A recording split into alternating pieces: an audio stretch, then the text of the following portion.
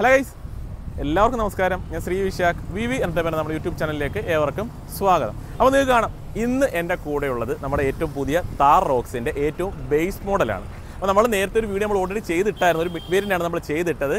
ഇന്ന് നമ്മൾ കൊണ്ടുവന്നത് ഇതിൻ്റെ ഏറ്റവും ബേസ് മോഡലാണ്. അപ്പോൾ വാല്യൂ ഫോർ മണിയായിട്ട് തന്നെ നമുക്ക് ഈ ഒരു വേരിയൻറ്റിനെ പറയാൻ പറ്റും. അത്യാവശ്യം വേണ്ടുന്ന എല്ലാ കാര്യങ്ങളും ഈ ഒരു ബേസ് മോഡലിൽ തന്നെ കമ്പനി നൽകിയിട്ടുണ്ട്. 1-2 കാര്യങ്ങൾ മാത്രം നിങ്ങൾ എക്സ്ട്രാ ചെയ്താൽ മതിയാവും. ബാക്കി എല്ലാ ഫീച്ചേഴ്സും നമുക്ക് ഇതിനുള്ളിൽ തന്നെ നമുക്ക് അവൈലബിൾ ആണ്. ഇതിലേക്ക് വരുന്ന സമയത്ത് MX1 എന്നതാണ് ഇതിൻ്റെ ഒരു വേരിയൻറ്റിൻ്റെ പേര് വരുന്നത്. അപ്പോൾ ഇതിൽ തന്നെ നമുക്ക് ഡീസൽ ഓപ്ഷനും പെട്രോൾ ഓപ്ഷനും നമുക്ക് അവൈലബിൾ ആണ്. ഈ ഒരു MX1 നമുക്ക് ഓട്ടോമാറ്റിക് കിട്ടുകയില്ല, മാനുവൽ ഓപ്ഷൻ മാത്രമേ നമുക്ക് വരുന്നുള്ളൂ. ഇതിൻ്റെ ഒരു പെട്രോൾ മോഡൽ ആണെന്നുണ്ടെങ്കിൽ 15,80,000 ഓൺ റോഡ് പ്രൈസ് വരുന്നത്. എക്സ്ഷോറൂം പ്രൈസ് അല്ല പറയുന്നത്, ഓൺ റോഡ് പ്രൈസ് 15,80,000. ഞാൻ പറഞ്ഞ ഇതിൻ്റെ ഡീസൽ ഓപ്ഷൻ നമുക്ക് വരുന്നുണ്ട്. ഡീസലിലേക്ക് നമ്മൾ വന്നു കഴിഞ്ഞാൽ 17 ലക്ഷമാണ് ഈ ഒരു വാഹനത്തിൻ്റെ ഓൺ റോഡ് പ്രൈസ് വരുന്നത്. അപ്പോൾ പെട്രോളിന് 15,80,000, ഡീസലിന് 17 ലക്ഷവും. മാനുവൽ മാത്രമേ ഉള്ളൂ. ഡീസൽ ഓപ്ഷനും പെട്രോൾ ഓപ്ഷനും നമുക്ക് അവൈലബിൾ ആണ്. എനിക്കൊന്ന് MX3 മുതലാണ് നമുക്ക് ഓട്ടോമാറ്റിക് സ്റ്റാർട്ട് ചെയ്യുന്നത്. അപ്പോൾ ഓട്ടോമാറ്റിക് വേണം എന്നുള്ളവർ തൊട്ടടുത്ത വേരിയൻറ്റിലേക്ക് പോവുക. എന്നാൽ ഈ ഒരു വാഹനം, ഈ ഒരു ബേസ് മോഡൽ ആ ഒരു ബഡ്ജറ്റിലുള്ള ഒരു വാഹനം മതി എന്നുണ്ടെങ്കിൽ നിങ്ങൾക്ക് ഈ ഒരു വേരിയൻറ്റിലേക്ക് വരാവുന്നതാണ്. ഉറപ്പായിട്ടും വാല്യൂ ഫോർ മണി തന്നെയാണ്. അപ്പോൾ എന്തൊക്കെ ഫീച്ചേഴ്സാണ് ഈ ഒരു വാഹനത്തിൽ ഉണ്ട് എന്നുള്ളത് നിങ്ങൾ ജസ്റ്റ് ഒന്ന് കണ്ടു നോക്കുക. അപ്പോൾ താഴെ ഞാൻ നമ്പർ നൽകിയിട്ടുണ്ട്. കൂടുതലായിട്ട് എന്തെങ്കിലും ഡീറ്റെയിൽസ് നിങ്ങൾക്ക് അറിയണമെന്നുണ്ടെങ്കിൽ താഴെ കാണിച്ചിട്ടുള്ള ആ ഒരു നമ്പറിൽ നിങ്ങൾക്ക് കോൺടാക്ട് ചെയ്യാവുന്നതാണ്. ഇതിപ്പോൾ ഒരു താറിൻ്റെ വീഡിയോ ആണെന്ന് പറഞ്ഞ് ഏത് വാഹനങ്ങളുമായിട്ട് ബന്ധപ്പെട്ട ഡീറ്റെയിൽസ് നിങ്ങൾക്ക് വിളിക്കാം. അപ്പം 300 ആണെങ്കിൽ 3XO ആണെന്നുണ്ടെങ്കിലും അല്ല 700 ആണെങ്കിലും ഏത് വണ്ടിക്കും നിങ്ങൾക്ക് ആ ഒരു കോൺടാക്ട് നമ്പറിൽ നിങ്ങൾക്ക് വിളിക്കാവുന്നതാണ്. ടെസ്റ്റ് ഡ്രൈവും തുടങ്ങിയ കാര്യങ്ങളൊക്കെ നിങ്ങൾക്ക് അറേഞ്ച് ചെയ്ത് തരുന്നതായിരിക്കും. അപ്പോൾ നമുക്കിനി ഫീച്ചേഴ്സിലേക്ക് വരാം. ആ ഒരു ഫ്രണ്ട് ലുക്ക് നോക്കുന്ന സമയത്ത് ഇതൊരു ബേസ് മോഡലാണെന്നുള്ളത് ഒരിക്കലും നമുക്ക് കണ്ടുപിടിക്കാൻ പറ്റില്ല. അത്രത്തോളം ഫിനിഷിങ്ങിലാണ് ഇതിൻ്റെ ഒരു ഡിസൈൻ പാറ്റേൺ നൽകിയത്. അപ്പോൾ ഗ്ലാസ് ഏരിയൊന്നും വലിയ വലിപ്പമോ കാര്യങ്ങളോ നമുക്ക് വരുന്നില്ല. നമ്മളൊരു ഹുഡിലേക്ക് വന്നു കഴിഞ്ഞാലും അത്യാവശ്യം നല്ല ക്യാരക്ടർ ലൈൻസും കാര്യങ്ങളൊക്കെ നമുക്ക് ആ ഒരു ഹുഡിൻ്റെ പോർഷനിലാണ് നൽകിയിട്ടുള്ളത് കാണാം. ആ ഒരു ഗ്രില്ലിലേക്ക് വന്നു കഴിഞ്ഞാലും നല്ല ഒരു ബോഡി കളറിൽ തന്നെയാണ് ഒരു ഗ്രില്ല് യൂണിറ്റ് നൽകിയത്. അതായത് നല്ലൊരു പിയാനോ ബ്ലാക്ക് ഫിനിഷാണ്, അതായത് ഗ്ലോസി ഫിനിഷിൽ തന്നെ ആ ഒരു grill unit, piano black finish എന്ന് പറയാൻ പറ്റില്ല, അതിൻ്റെ ബോഡി കളർ തന്നെയാണ് വരുന്നത്. മഹീന്ദ്ര ലോഗോ ആണ് ഇവിടെ ആയിട്ട് പ്ലേസ് ചെയ്തിട്ടുള്ളത് കാണാം. വേറെ കാര്യം നമുക്ക് ആ ഒരു ഗ്രില്ലിൽ പറയാനായിട്ടൊന്നും തന്നെ വരുന്നില്ല. ആ ഒരു ബമ്പേഴ്സിലൊക്കെ വന്നാൽ വലിപ്പത്തിലുള്ള നല്ല സ്ട്രോങ് ആയിട്ടുള്ള ബമ്പർ തന്നെയാണ് വാഹനത്തിൽ യൂസ് ചെയ്തത്. ഇതൊരു ബേസ് മോഡൽ ആയതുകൊണ്ട് ഫോഗ് ലാമ്പ് നമുക്ക് അവൈലബിൾ അല്ല. നിങ്ങൾക്ക് ആവശ്യമെങ്കിൽ എക്സ്ട്രാ ചെയ്യുക. ഇതിപ്പോൾ ഒരു ഓഫ് റോഡൊക്കെ കൊണ്ടുവരാൻ സാധ്യതയുള്ളൊരു വാഹനമായതുകൊണ്ട് ഇപ്പോൾ ബേസ് മോഡൽ ആണെങ്കിൽ പോലും 4x4 ഇല്ലെങ്കിൽ പോലും അത്യാവശ്യം ഓഫ് റോഡിംഗ് ഒക്കെ പറ്റും. അതുകൊണ്ട് നിങ്ങൾ കൊണ്ടുപോകാൻ സാധ്യതയുണ്ട്. ഒരു ഫോഗ് ലാമ്പ് എന്തായാലും മസ്റ്റായിട്ട് ചെയ്യുന്നത് നല്ലത് തന്നെയായിരിക്കും. കുറച്ചുകൂടി വെട്ടം നമുക്ക് കിട്ടുന്നതായിരിക്കും. കാരണം ഈ ഒരു പോർഷനിലേക്ക് വന്നു കഴിഞ്ഞാൽ ടേൺ ഇൻഡിക്കേറ്റർ നൽകിയിട്ടുള്ളത് കാരണം DRL വരുന്നില്ല. നമുക്കത് പാർക്ക് ലൈറ്റ് ഓണാക്കി കഴിഞ്ഞാൽ DRL പോലെ തന്നെ അത് വർക്ക് ചെയ്യുന്നതാണ്. ടേൺ ഇൻഡിക്കേറ്ററും അതിൽ തന്നെയാണ് പ്ലേസ് ചെയ്തത്. ലാമ്പിലേക്ക് വരുന്ന സമയത്ത് LED തന്നെയാണ് ഈ ഒരു വേരിയൻറ്റിൽ ലാമ്പ് നൽകിയിട്ടുള്ളത്. നമുക്ക് ഇതിന് ചുറ്റും DRL അവൈലബിൾ അല്ല. പക്ഷേ കണ്ടു കഴിഞ്ഞാൽ ആ ഒരു DRL പോലെ നമ്മൾ തോന്നും. പക്ഷേ അത് ഫംഗ്ഷനിങ് അല്ല, ജസ്റ്റ് ഒരു ഡിസൈന് വേണ്ടിയിട്ട്, ആ ഒരു ഫിനിഷിങ്ങിന് വേണ്ടിയിട്ട് അവർ നൽകിയത് തന്നെയാണ്. ഹൈലൈറ്റ് ആയിട്ട് പറയാൻ പറ്റുന്ന ഒരു കാര്യം എന്ന് വെച്ച് കഴിഞ്ഞാൽ ടോപ്പ് ആൻഡ് വലിയ ഡിസൈൻ എലമെൻറ്റിൽ വലിയ വ്യത്യാസങ്ങളോ കാര്യങ്ങളോ ഒന്നും തന്നെ വരുന്നില്ല. അവർ ലാമ്പായാലും ആ ട്രെയിനിങ്ങിൻ്റെ പോർഷൻ ആയാലും ബമ്പറൊക്കെ ആയാലും ആ ഒരു സെയിം ഡിസൈൻ പാറ്റേണിൽ തന്നെയാണ് ഈ ഒരു ബേസ് മോഡലിലും അവർ നൽകിയത്. ആ ഒരു വലിപ്പം, നല്ലൊരു വലിപ്പം നമുക്ക് ആ ഒരു ഹുഡിൻ്റെ പോർഷനിലും വരുന്നുണ്ട്. നമുക്ക് നേരെ സൈഡിലേക്ക് വരാം. നമുക്ക് ഈ ഒരു സൈഡ് പ്രൊഫൈൽ കണ്ടാൽ മാത്രമേ ഇത് പെട്ടെന്നൊരു ബേസ് മോഡലാണെന്ന് ഐഡൻറ്റിഫൈ ചെയ്യാൻ പറ്റുകയുള്ളൂ. അത് വേറൊന്നും കൊണ്ടല്ല, ആ ഒരു ടയർസ് നമുക്ക് ഇതിനകത്ത് വരുന്നത് ഏകദേശം ഒരു 18 ഇഞ്ച് ടയറാണ് ഈ ഒരു വാഹനത്തിൽ യൂസ് ചെയ്ത്. ടോപ്പിലേക്ക് പോയാൽ 19 ഇഞ്ചാണ് നമുക്ക് ടയർ വരുന്നത്. ടോപ്പിലേക്ക് അലോയ് വീലും കാര്യങ്ങളൊക്കെ നമുക്ക് അവൈലബിൾ ആണ്. അവിടെ കിടക്കുന്നത് ടോപ്പ് എൻഡ് വാഹനമാണ്. അതിൽ 19 ഇഞ്ചാണ് ടയർ സൈസ് വരുന്നത്. അപ്പോൾ ഇതിനകത്ത് 18 ഇഞ്ചാണെന്ന് ഞാൻ പറഞ്ഞു. നിങ്ങൾക്ക് വീൽ കപ്പോ കാര്യങ്ങളൊന്നും വരുന്നില്ല. നിങ്ങൾ ഇതിനകത്ത് മസ്റ്റായിട്ട് ഒരു അലോയ് വീൽ മേടിച്ചിട്ട് കഴിഞ്ഞാൽ കുറച്ചുകൂടി ഭംഗിയായിരിക്കും ഈ ഒരു വാഹനം കാണുന്നതിന്. പിന്നെ ക്ലാഡിംഗ് ഒക്കെ ആ ഒരു മസ്കുലർ ആയിട്ടുള്ള ഒരു ക്ലാഡിംഗ് കാര്യങ്ങളെ സൈഡിൽ കാണാം.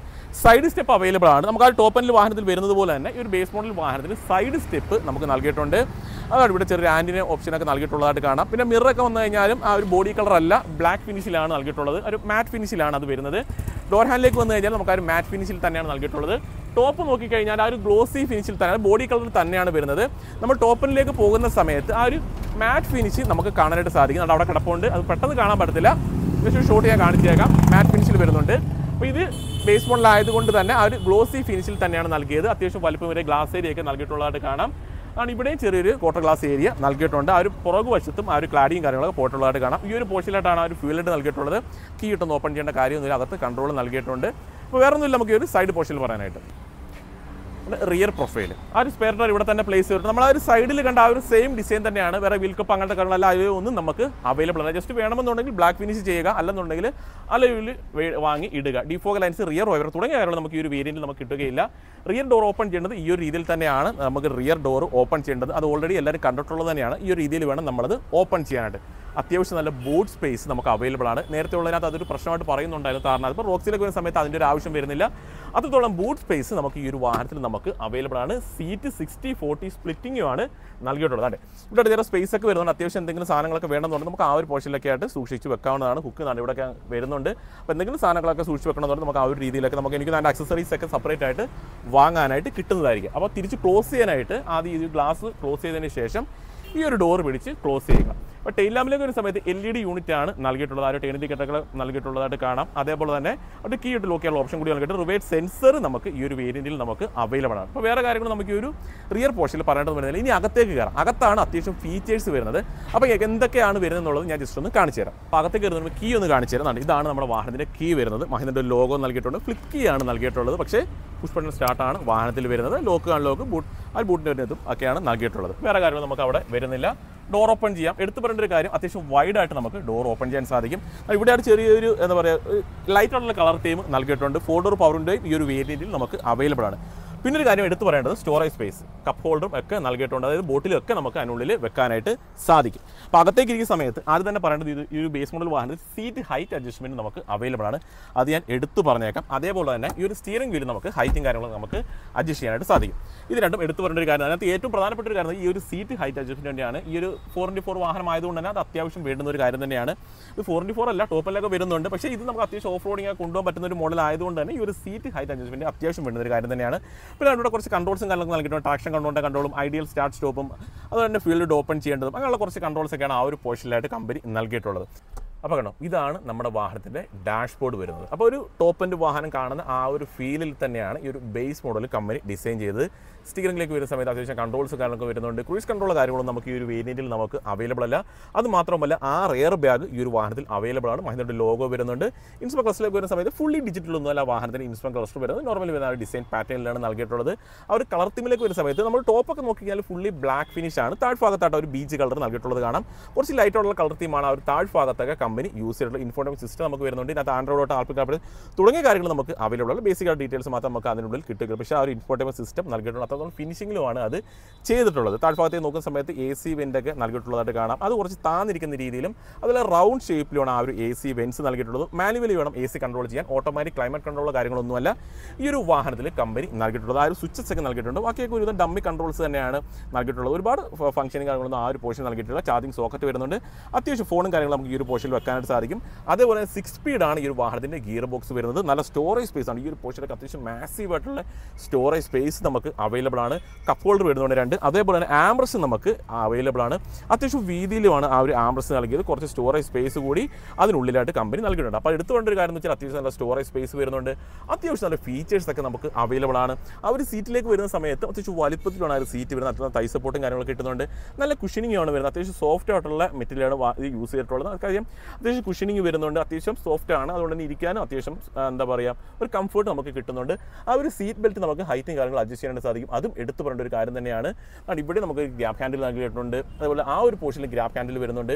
ഈ ഒരു ഡ്രൈവർ സൈഡിൽ നമുക്കൊരു ഗ്രാബ് ഹാൻഡിൽ നമുക്ക് അവൈലബിൾ ആണ്. അത്യാവശ്യം ഒരുപാട് ഗ്രാബ് ഹാൻഡിൽസ് അവിടെ ഇവിടെയൊക്കെയാണ് നൽകിയിട്ടുള്ളത് കാണാം. അത്യാവശ്യം ഗ്രൗണ്ട് ക്ലിയറൻസും ഒക്കെ വരുന്ന ഒരു വാഹനമായതുകൊണ്ടാണ് ടോപ്പിലായിട്ട് നമുക്കൊരു ഗ്രാബ് ഹാൻഡിൽ നൽകിയിട്ടുള്ളതായിട്ട് കാണാം.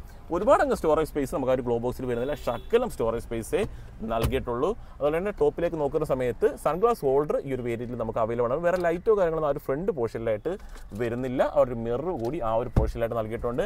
അതുപോലെ ഇവിടേക്ക് വരുന്ന സമയത്ത് മിറർ കാര്യങ്ങളൊന്നും വരുന്നത് ടിക്കറ്റ് ഹോൾഡറാണ് ആ ഒരു പോർഷനിലായിട്ട് നൽകിയിട്ടുള്ളത്. ഈ ഒരു മിറർ നമുക്ക് മാനുവലി വേണം കൺട്രോൾ ചെയ്യാനായിട്ട്. ഓട്ടോ ഡിമ്മിംഗ് ഒന്നും കാര്യങ്ങളൊന്നുമല്ല. ഈ ഒരു സെൻറ്ററിലായിട്ടാണ് ആ ഒരു ലൈറ്റിൻ്റെ ഓപ്ഷൻ നൽകിയിട്ടുള്ളത്. അത് മാത്രമല്ല ടോപ്പിലൊക്കെ നല്ല ബീജായിട്ടുള്ള ഒരു ലൈറ്റായിട്ടുള്ള കളർ തീമും നല്ല സോഫ്റ്റ് ആയിട്ടുള്ള മെറ്റീരിയലുമാണ് ആ ഒരു ടോപ്പിലൊക്കെ യൂസ് ചെയ്തിട്ടുള്ളത്. അപ്പോൾ ഓവറോൾ നോക്കുന്ന സമയത്ത് ഒരു ബേസ് മോഡൽ വാഹനമാണെങ്കിലും അത്യാവശ്യം വേണ്ടുന്ന ഫീച്ചേഴ്സും കാര്യങ്ങളൊക്കെ നമുക്ക് ഈ ഒരു എന്താ പറയുക ബേസ് മോഡലും കമ്പനി നൽകിയിട്ടുണ്ട്. അപ്പോൾ ഇനി സെക്കൻഡ് റോയിലേക്ക് കയറാം.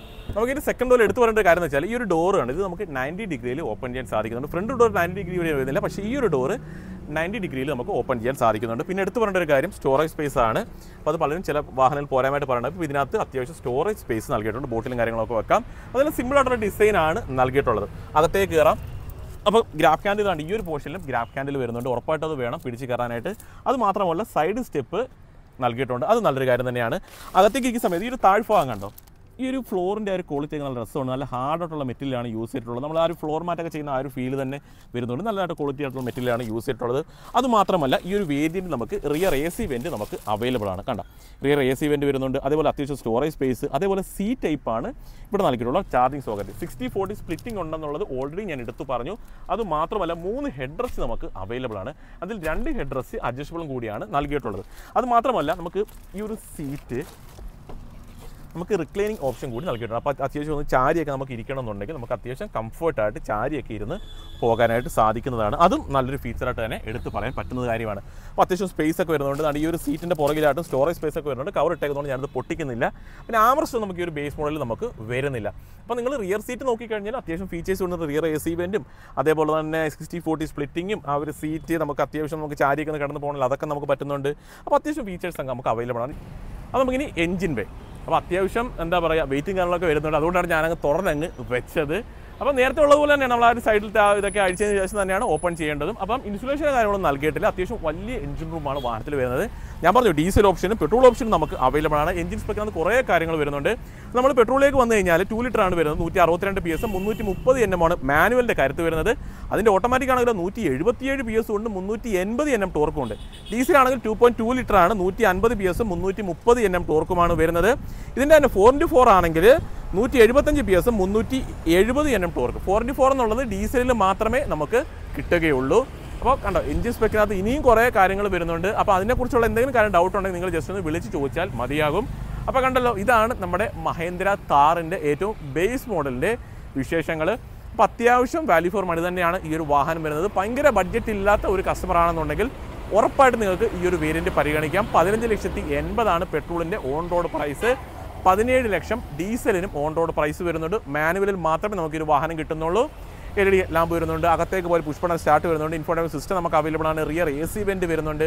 അത് അത്യാവശ്യം സീറ്റ് ഹൈറ്റ് അഡ്ജസ്റ്റ്മെൻറ്റ് വരുന്നുണ്ട്. അത്യാവശ്യം വേണ്ടുന്ന എല്ലാ ഫീച്ചേഴ്സും ഒരു വേരിയൻറ്റിൽ വരുന്നുണ്ട്. ആകെ വേണ്ടുന്ന 2 കാര്യങ്ങൾ എനിക്ക് തോന്നിയത് ഒരു ഫോഗ് ലാമ്പ് ചെയ്യുക, ആവശ്യമെങ്കിൽ ചെയ്യുക, ചെയ്താൽ നല്ലതായിരിക്കും. അതേപോലെ തന്നെ ഒരു അലോയ് വീലൂടെ വേണമെങ്കിൽ ഇടുക. ഇത് മാത്രമാണ് ചെയ്യേണ്ട ഒരു കാര്യം. ബാക്കി ഒരുവിധപ്പെട്ട ഫീച്ചേഴ്സ് എല്ലാം ഇതിനുള്ളിൽ തന്നെ കമ്പനി നൽകിയിട്ടുണ്ട്. അപ്പോൾ വാല്യൂ ഫോർ മണി തന്നെയാണ്. പാർക്കിങ്ങിൽ വേണമെങ്കിൽ താഴെ കാണിച്ച നമ്പറിൽ വിളിക്കുക, വാഹനം ബുക്ക് ചെയ്യുക, സ്വന്തമാക്കുക. അപ്പോൾ അത്രയേ ഉള്ളൂ ഇന്നത്തെ ഒരു വീഡിയോ. അപ്പോൾ ഇതേപോലെ ഉപകാരപ്പെടുന്ന ഒരു വീഡിയോ നമുക്ക് അടുത്തൊരു ദിവസം വരാം. അതിലെല്ലാ കൂട്ടുകാർക്കും ബൈ.